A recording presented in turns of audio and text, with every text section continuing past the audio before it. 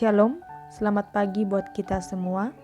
Sebelum kita mendengarkan firman Tuhan pada hari ini, mari kita berdoa. Bapa kami yang di surga, terima kasih buat penyertaan-Mu sampai saat ini. Engkau masih memberikan kami kekuatan untuk melewati hari-hari kami. Pada saat ini juga Tuhan, kami akan mendengarkan firman-Mu. Penuhi kami dengan Roh Kudus-Mu, agar kami dapat memahami firman-Mu. Dalam Kristus Yesus kami berdoa. Amin. Bapak, Ibu, dan Saudara terkasih, firman Tuhan kita pada hari ini tertulis dalam 1 Yohanes 5 ayat 14. Demikianlah bunyi firman Tuhan. Dan inilah keberanian percaya kita kepadanya, yaitu bahwa Ia mengabulkan doa kita, jikalau kita meminta sesuatu kepadanya menurut kehendak-Nya. Dalam bahasa Batak didok, Odo hiras ni rohata maradop pon ibana. Molo tapangido manang aha marguru tulomo ni rohana tangi honon nado hita. Demikianlah pembacaan firman Tuhan.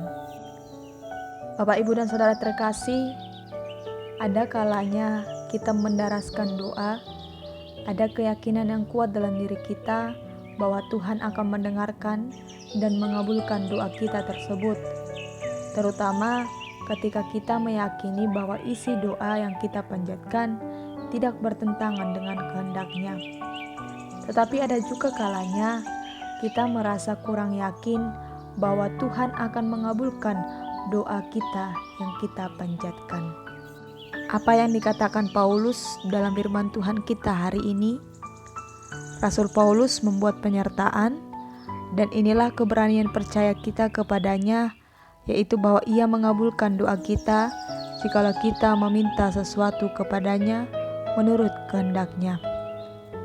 Tidak ada sesuatu yang berada di luar jangkauan doa, tetapi ada hal-hal yang berada di luar kehendak Allah. Oleh karena itu, sebisa mungkin bagi kita ingin mengetahui kehendak Allah ketika kita berdoa. Yohanes mengatakan, jika kita meminta menurut kehendak-Nya, Dia akan mengabulkan permohonan kita. Kemudian, jika kita berdoa yang berhasil, berarti berdoa menurut kehendak Allah, maka berserahlah kepada kehendak-Nya.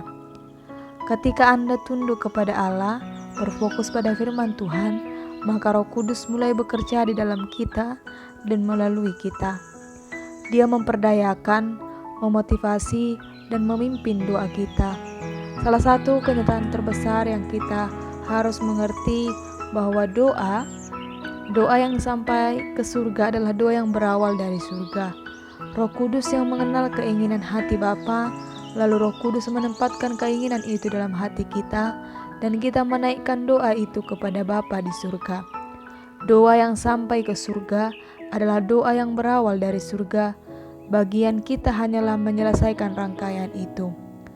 Ketika firman Tuhan ada dalam kita, Roh Kudus mulai berdoa di dalam dan melalui kita, maka kita akan mendoakan apa yang merupakan kehendak Allah.